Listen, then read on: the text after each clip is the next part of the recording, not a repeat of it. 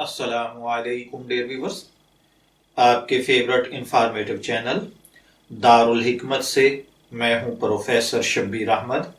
ہمارا آج کا ٹاپک ہے بدلتے موسموں میں کن غذاؤں کا استعمال کرنا چاہیے۔ بدلتے موسم سے مراد موسم سرما جاتے، موسم گرما آتے وقت اور اسی طریقے سے موسم گرما کی رخصتی اور موسم سرما کی ابتدا، یعنی جسے بہار، برسات یا ٹھنڈا میٹھا موسم کہتے ہیں، ان موسموں میں کون سی غذائیں استعمال کرنی چاہیے۔ اس موسم میں عام طور پر نزلہ، زکام، کھانسی، فلو جیسی بیماریاں عام ہو جاتی ہیں۔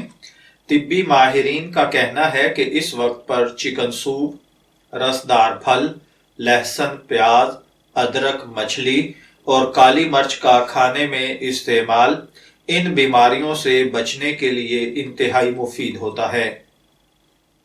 ماہرین کے مطابق بدلتے موسموں کی روایتی بیماریوں سے بچنے کے لیے کچھ غذائیں ایسی ہیں جنہیں روزمرہ غذا میں شامل کر کے بدلتے موسموں میں ان بیماریوں سے محفوظ رہا جا سکتا ہے، جن میں قابل ذکر چکن سوپ یا جسے مرغی کا شوربہ کہا جاتا ہے۔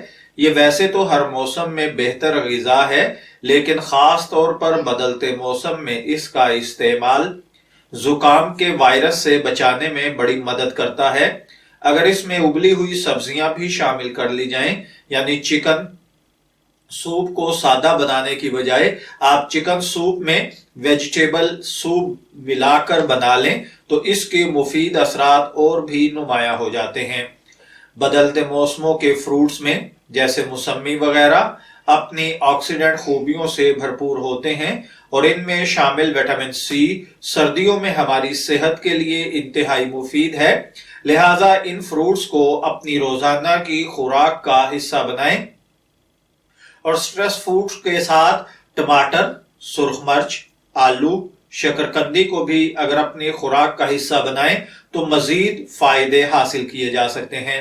اس کے علاوہ ہے سبز پتوں والی سبزیاں۔ سبز پتوں والی سبزیاں جیسا کہ پالک، ساگ، اجوائن کے پتے، ہری پیاز بھی اس موسم میں کھانے سے ہمیں اندر سے مضبوطی ملتی ہے، یعنی کہ آپ کی قوت مدافعت بڑھتی ہے۔ اس کے ساتھ ساتھ شہد، ڈرائی فروٹس، دیسی گھی، کالی مرچ، گڑ اور شکر، لہسن، ان تمام چیزوں کو اگر آپ زیادہ استعمال کریں تو بدلتے موسم کے اثرات سے محفوظ رہا جا سکتا ہے۔ میں امید کرتا ہوں کہ آپ کو ہماری یہ معلوماتی ویڈیو ضرور پسند آئی ہوگی۔ اگر آپ مزید اسی قسم کی معلوماتی ویڈیوز حاصل کرنا چاہتے ہیں تو ہمارا چینل دارالحکمت کو سبسکرائب کیجئے۔ اجازت چاہیں گے، پھر ملیں گے کسی نئے معلوماتی ٹاپک کے ساتھ۔ تب تک کے لیے اللہ حافظ۔